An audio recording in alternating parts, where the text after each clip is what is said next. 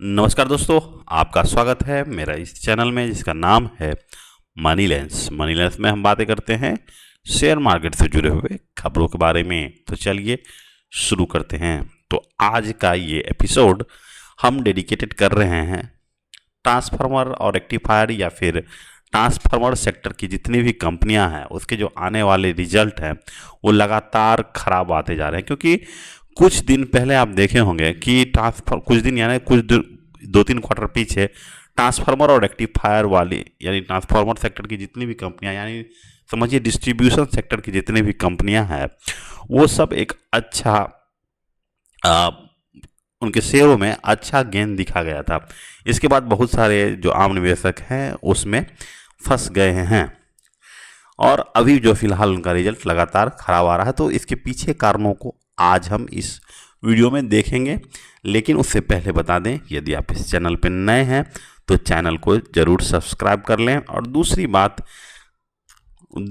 यह है, यदि आप इस सेक्टर में यानी पावर और डिस्ट्रीब्यूशन सेक्टर में यदि आप के शेयर्स हैं तो कमेंट में ज़रूर यस लिखें, जिससे पता चलेगा कि पावर और डिस्ट्रीब्यूशन सेक्टर में हमारे कितने सब्सक्राइबर जो हैं वो हैं निवेशित हैं। ठीक है, तो ट्रांसफार्मर और रेक्टिफायर ही नहीं, सिर्फ बात करेंगे हम दो तीन और कंपनियों का ट्रांसफार्मर और रेक्टिफायर। और आज देखिए एक वोल्टैम एम्पियर है, ठीक है, वोल्टैम एम्पियर के भी यानी यहाँ पे देखिए वोल्टैम ट्रांसफार्मर लिमिटेड, इनका भी आज रिजल्ट आया और इसके रिजल्ट आते ही लगभग 20% का सर्किट डाउन हो गया है। तो लगातार इनके रिजल्टों में जो पावर और डिस्ट्रीब्यूशन सेक्टर की जो कंपनियां हैं उनके रिजल्ट में लगातार कमजोरी देखी गई है। तो अगर इसका रिजल्ट देखिएगा, सिर्फ अगर वोल्टैम का देखिएगा तो यहाँ पे देखिए वोल्टैम का देखिए कि रिजल्ट आया है, उसको थोड़ा सा एनालिसिस कर लेते हैं। तो यदि आप यहाँ पे देखिएगा तो देखिए सेल्स सिर्फ 1% डाउन हुआ है। यहाँ पे देखिए 2025 में मार्च में 625 था जो कि घट के 617 हो गया है। एबिटा 30% गिरा है, नेट प्रॉफिट 51% गिरा है और ईपीएस भी 51% गिरा है। तो समझ लीजिए कि एबिटा कम गिरा है और नेट प्रॉफिट ज़्यादा गिरा है। तो इसका मतलब ये हुआ सेल्स बहुत कम ही गिरा है। तो मतलब ये हुआ कि कहीं ना कहीं, क्योंकि जो कल के वीडियो या फिर इससे पहले वाले वीडियो में भी बताए थे, जहाँ पे आप देखिए सेल्स बहुत कम गिर रहा है और दूसरी बात यह है कि एबिटा ज़्यादा गिर रहा है। इसका मतलब क्या हुआ कि लोग जो है मतलब कि ये कंपनी का मैनेजमेंट जो है वो खर्चा कर रही है ज़्यादा। ठीक है, यहाँ पे एक्सपेंसेस उनका ज़्यादा हो रहा है। एक्सपेंसेस ज़्यादा हो रहा है, इसका मतलब क्या हुआ कि एक्सपेंसेस जो होता है मटेरियल कॉस्ट से बन के आता है और एम्प्लॉय कॉस्ट। देखिए यहाँ पे देखिए मटेरियल कॉस्ट और एम्प्लॉय कॉस्ट। तो मटेरियल कॉस्ट जो है 77% बढ़ा है, जो पिछले बार था 74%, यानी मटेरियल कॉस्ट बढ़ा है। तो एक्चुअली में जो हमारा पावर डिस्ट्रीब्यूशन सेक्टर है वो हैवीली डिपेंड करता है अर्थ मेटल पे, यानी कॉपर हो गया, एल्युमिनियम हो गया, इस तरह की मटेरियल पे रिलाई करता है। तो जैसा कि आप जानते हैं कि स्टेट ऑफ हॉर्मोज बंद होने के बाद यदि एल्युमिनियम का प्राइस जो है बहुत तेज़ी से ऊपर गया है, लगभग समझिए 30 से 40% ऊपर गया है। वहीं पे कॉपर तो पिछले कुछ दिनों से आप देख रहे होंगे, या कुछ दिनों से नहीं, पिछले कुछ क्वार्टर से कॉपर में काफ़ी आग लगा हुआ था। मतलब कि कॉपर के प्राइस लगातार बढ़ते जा रहे थे, जिसके कारण जो ट्रांसफार्मर बनाने वाली कंपनियों में, क्योंकि उनके जो कोर होते हैं ट्रांसफार्मर के वो कॉपर और एल्युमिनियम जैसे धातुओं से बनी होती है, यानी मेटल से बनी होती है, जिसके कारण एक बहुत बड़ा इन्वेस्टमेंट जो है किसी भी ट्रांसफार्मर में कॉपर और एल्युमिनियम में जाता है। और इसका प्राइस बढ़ने से क्या हो गया है कि एबिटा मार्जिन जो है कंट्रैक्ट किया है, जो कि आपको दिख रहा है कि एबिटा मार्जिन जो है सिर्फ 13% के आसपास पहुंच गया है। तो एबिटा मार्जिन कम हुआ है और इसका कारण क्या है कि कॉपर के प्राइस घटे हैं, बढ़े हैं। ठीक है, और एक चीज़ ये जान लीजिए कि ऐसा कुछ भी नहीं होता है कि अगर पिछला बुल मार्केट का जो लीडर होता है वो आने वाले समय का भी लीडर हो।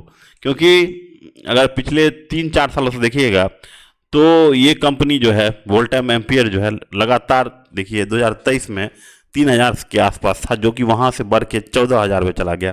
इसका पी अभी भी यहाँ पे देखिए 33 के आसपास दिख रहा है, लेकिन अभी ये पी जो है ये इसका ओरिजिनल पी नहीं है, क्योंकि जिस तरह से आने वाले समय में ऑर्डर बुक कम हो रही हैं और दूसरी बात यह है कि इसके प्राइसेस बढ़ रहे हैं, एबिटा मार्जिन कंट्रैक्ट हो रही है। तो एक चीज़ और इसमें है कि इसमें कंपटीशन भी बढ़ गया होगा। जैसे ही कंपटीशन बढ़ा होगा तो पर यूनिट कॉस्ट आपको कंपटीशन के हिसाब से घटाना ही होगा, उसके साथ मैच करने के लिए आपको घटाना ही होगा। तो दूसरी बात, एक और बात यह है कि जितने भी ट्रांसफार्मर वाली कंपनियां हैं वो लोग जो हैं इसलिए पिछले 2 साल से बढ़ रहे थे क्योंकि इन लोगों का बहुत बड़ा इन्वेस्टमेंट ऐसे बताया जाता था कॉन कॉल में या फिर इनके द्वारा जो पीपीटी लॉन्च किया था कि हम लोगों का एक प्योर प्ले है डाटा सेंटर में। डाटा सेंटर में हम लोग एक अच्छा खासा जो है हमारा पार्ट है डाटा सेंटर में, हमारा ट्रांसफार्मर और ट्रांसफार्मर की कंपनियों का। तो इसके कारण जो है पिछले साल या और इससे पहले वाले सालों में काफ़ी तेज़ी से मार्केट में एक ट्रेंड आया कि जहाँ ट्रांसफार्मर वाली कंपनियों को काफ़ी ज़्यादा लोग खरीद रहे हैं। लेकिन उससे पहले एक चीज़ सावधान रहने की बात है कि कितना % आपके रेवेन्यू का डाटा सेंटर में जा रहा है।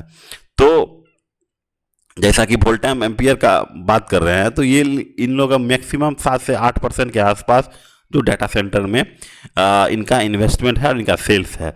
तो एक्चुअली में जो 7 से 8% है, तो ये तो शुरू में तो यूफोरिया हो गया जिसके कारण इसका शेयर बढ़ा 10,000 चला गया। लेकिन जैसे ही अब रिजल्ट आ रहा है जो कि बता रहा है कि भाई कंपनी में ग्रोथ ही नहीं है, तो उस कंपनी को 20% कल ठोका है। अब आने वाले समय में देखिए कि इसको और ठोक के 7,000 6,000 के आसपास ले जाएगा। तो फिर वहाँ से देखना होगा, क्योंकि अभी जो 33 का पी है वो मिनिमम आप समझिए 50 के पी के आसपास पहुँच गया है।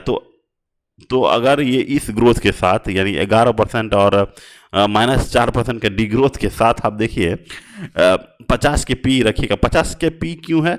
क्योंकि 10,000 क्या है मार्केट कैप है, एक समझिए 10,000 मार्केट कैप है, इसलिए हम बोल रहे हैं।